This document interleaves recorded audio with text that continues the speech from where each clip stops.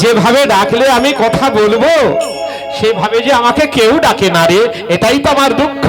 তুই তো ডাকলি, আমি কেন কথা বলবো না রে?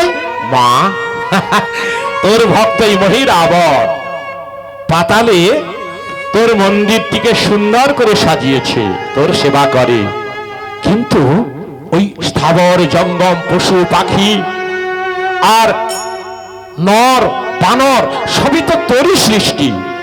তো তাদেরকে ধরে ধরে এনে তোর সামনে বলি দেয়, তুই মা হয়ে তুই সহ্য করিস? তুই সন্তানের রক্তপান করিস? ও মা, আজকেও রাম লক্ষ্মণকে এনেছি নরবলি দেওয়ার জন্য, তুই তাকে লিখে নরবলি চাস?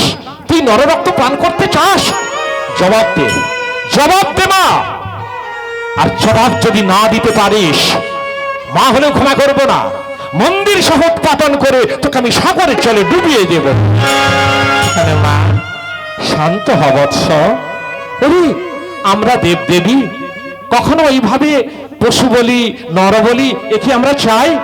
তাহলে যে মহিরাবণ দিচ্ছে, ওরা অবুঝের মতো কাজ করে। ওরে ওরে হনুমান, দেবদেবী কখনো ওই ধরনের বলি চায় না। দেবদেবী কি গ্রহণ করে? শুধু চায় মনের শুদ্ধা ভক্তি। কে কেমন ভক্তি ভাব নিয়ে, কে কিভাবে আমাদের সেবা করছে, আমাদের পুজো করছে, এই ভাবটুকু শুধু আমরা গ্রহণ করি, আর আমরা কিছুই গ্রহণ করি না। আর ওই যে বলির কথা বলছিস, যখন বলি দেয় আমরা এখান থেকে পালিয়ে যাই, না হলে মুখ ফিরিয়ে নি। বাবা, ওটা আমরা বলি না। বলি শব্দের অর্থ হলো কে কতখানি আমাদের চরণে নিজেকে উৎসর্গ করেছে, সেই উৎসর্গ তাকেই বলা হচ্ছে বলি। আত্মনিবেদন তাকেই বলা হচ্ছে বলি। কিন্তু ওরা পশু বলি দিয়ে, নর বলি দিয়ে, যে কোনো পাখি বলি দিয়ে সেই একটা পশু হত্যা, পাখি হত্যা, নর হত্যা করে আমাদের সামনে বলি দেয়। এটা ঠিক নয় বাবা। সত্যই মহাজনগণ তাই বলেন, যত পাষণ্ডেরা হানছে বলি মায়ের নামে সর্বদাই, মায়ের প্রসাদ নাম দিয়ে তারা করছে আপন আপন পেট বোঝাই।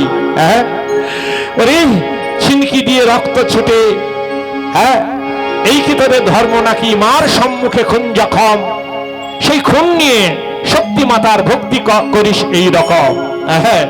তাই মহাজনগণ তাই বলেন।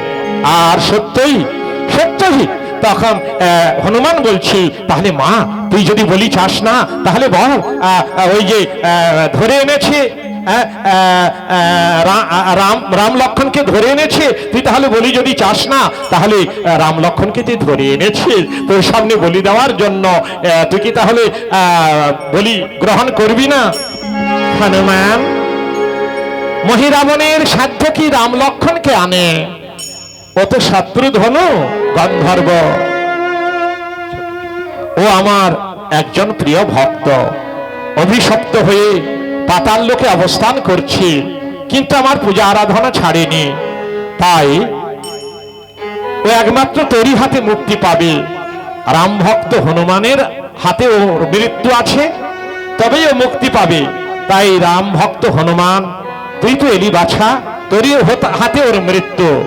কিছুক্ষণ পরে রাম লক্ষ্মণকে আনবে, বলবে রাম লক্ষ্মণ তোমরা মাথাটুকে প্রণাম করো, ভুলেও যেন প্রণাম না করি, বলবে আমরা রাজার ছেড়ে প্রণাম জানি না, শিখিয়ে দাও। যখন সেই মহিরাবণ মাথা ঝুঁকিয়ে আমাকে প্রণাম করতে যাবে, আমার হাতে এই খড়গ নিয়ে তার শিরচ্ছেদ করবে। কেমন মা? সবার উপরে মহাশক্তি মা, সবার উপরে মহাশক্তি মা ভবানী।